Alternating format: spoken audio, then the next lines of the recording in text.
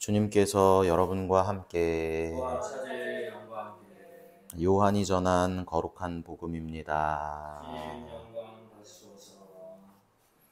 그때 예수님께서 제자들에게 말씀하셨다. 나는 너희에게 평화를 남기고 간다.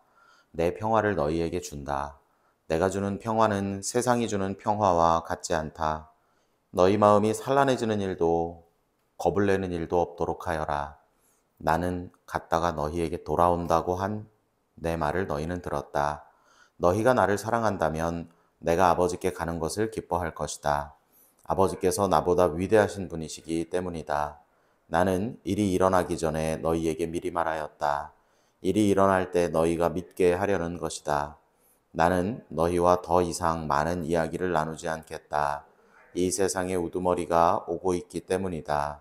그는 나에게 아무 권한도 없다.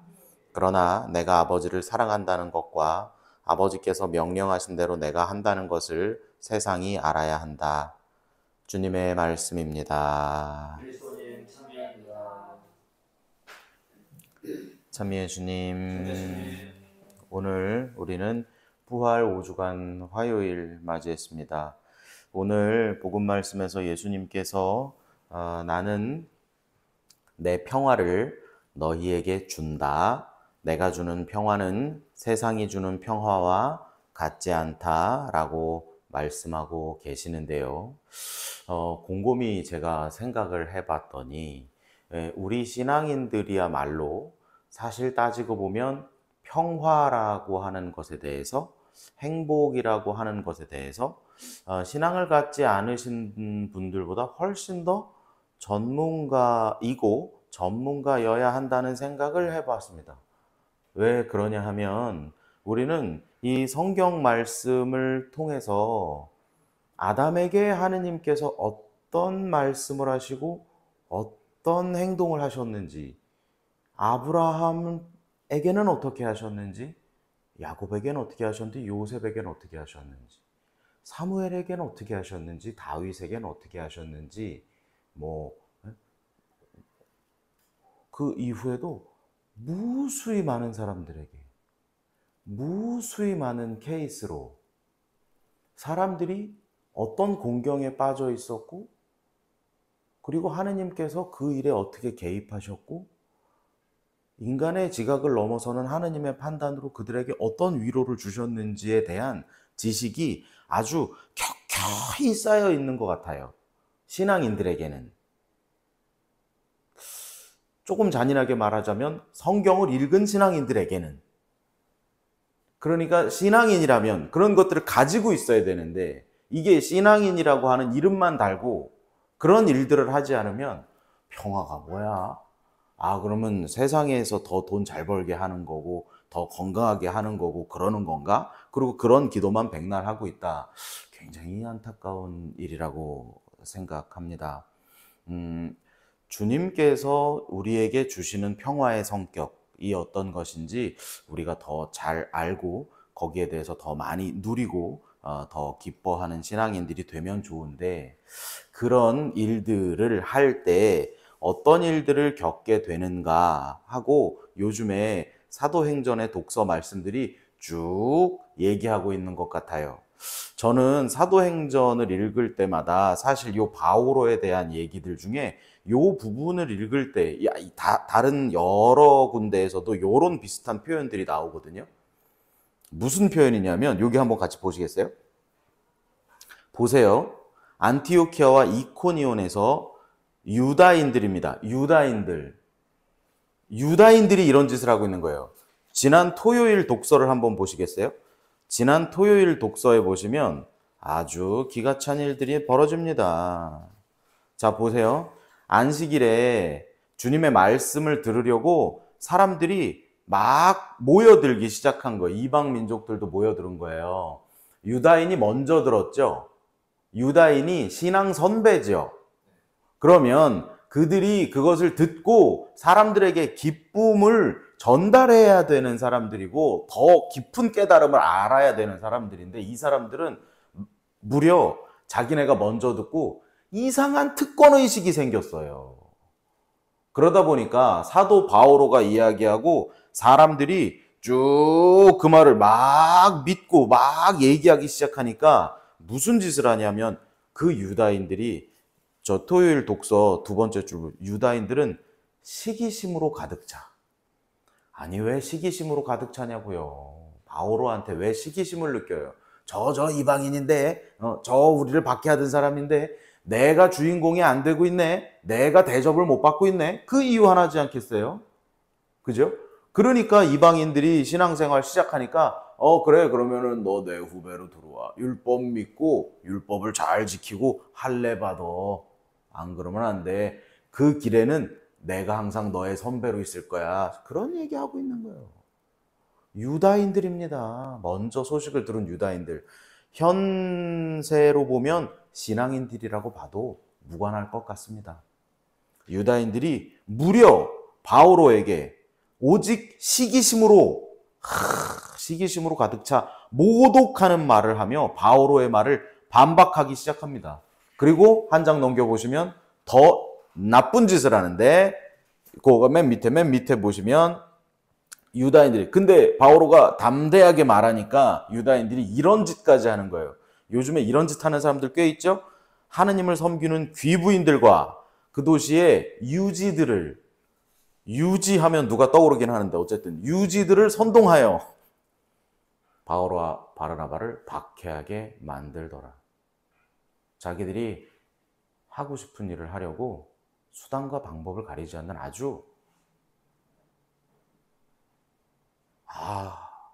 그냥 끔찍한 모습입니다. 끔찍한 모습.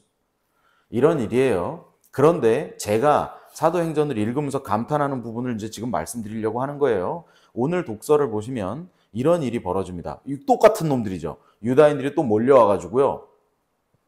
이번에는 군중을 설득해가지고 바오로에게 돌을 던집니다.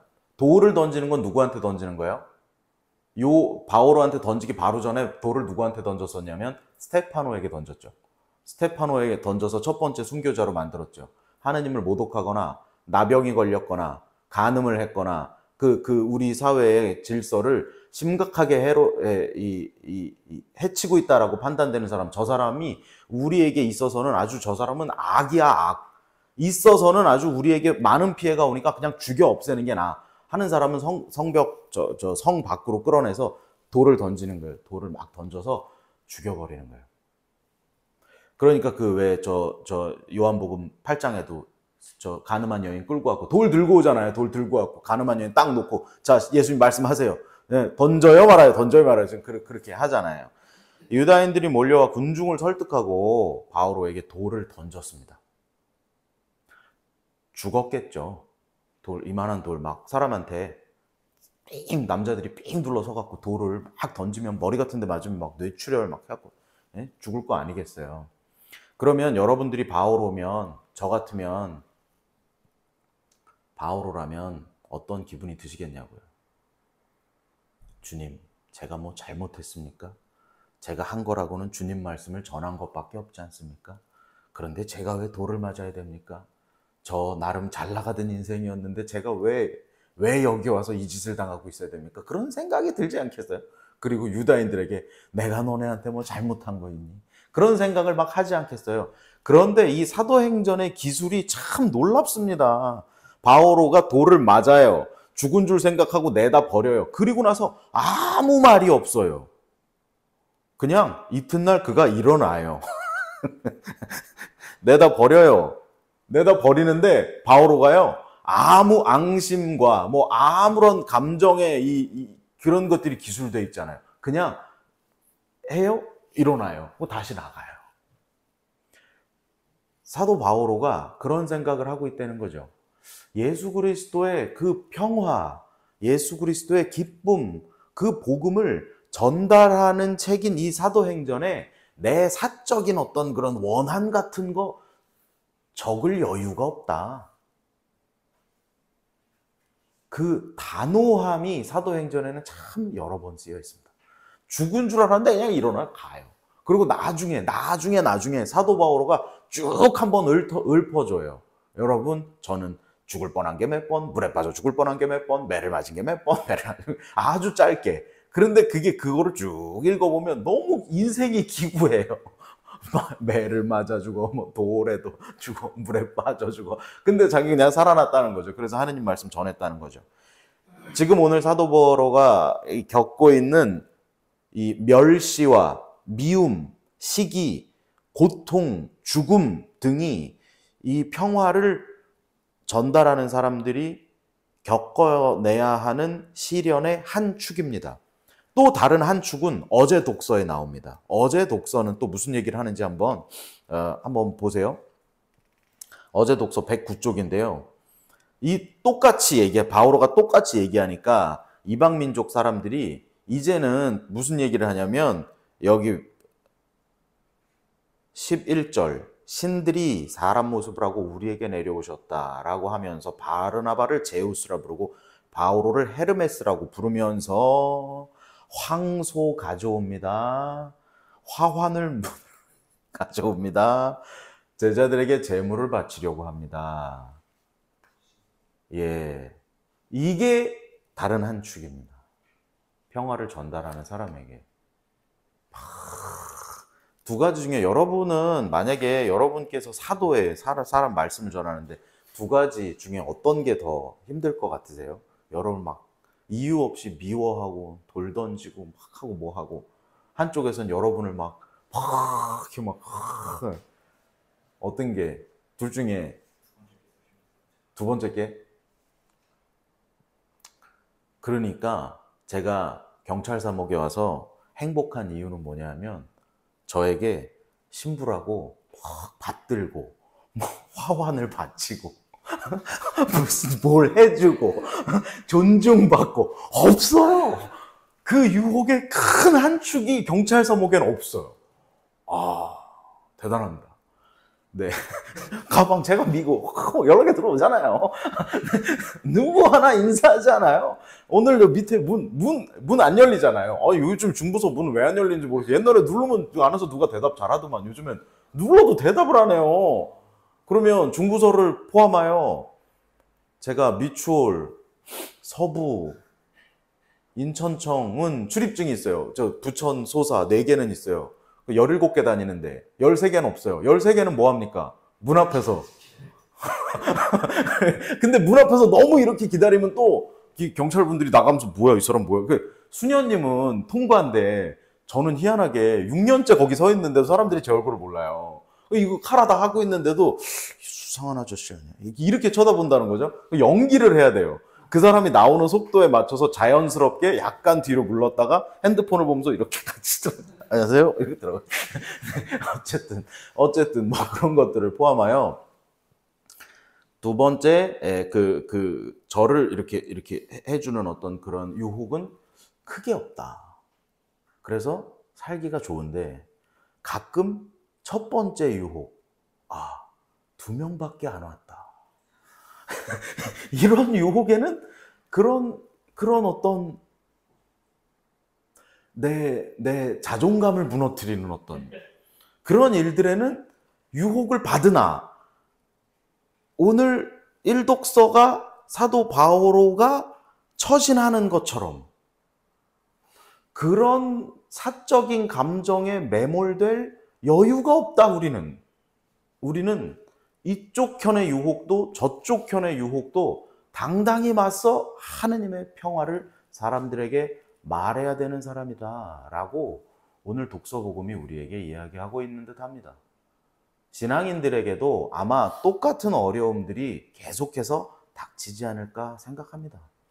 두 가지. 오늘 사도 바오로가 명확하게 얘기하잖아요. 하느님의 나라에 들어가려면 많은 환난을 겪어야 합니다. 우리가 신앙생활을 하면서 여러 가지 환난이 우리에게 다가올 때 사도 바오로를 떠올리고 예수 그리스도를 떠올리면서 맞아, 내가 잘 가고 있는 거구나 라고 생각하면서 스스로를 위로하고 그런 개인적인 어떤 감정들에 매몰되지 않고 더 힘차게 나아갈 수 있도록 오늘 주님께 함께 은총을 구하고, 주님께서 부활하신 예수님께서 우리가 그런 선택을 하고 그런 길을 가는 데에 주님께서 늘 함께 해주시겠다고 오늘 복음에서 약속해 주시는 듯합니다. 주님의 그런 약속에 신뢰하여 평화와 행복과 기쁨의 더욱더 전문가가 되는 우리 모두가 되기를 함께 기도합니다. 아멘.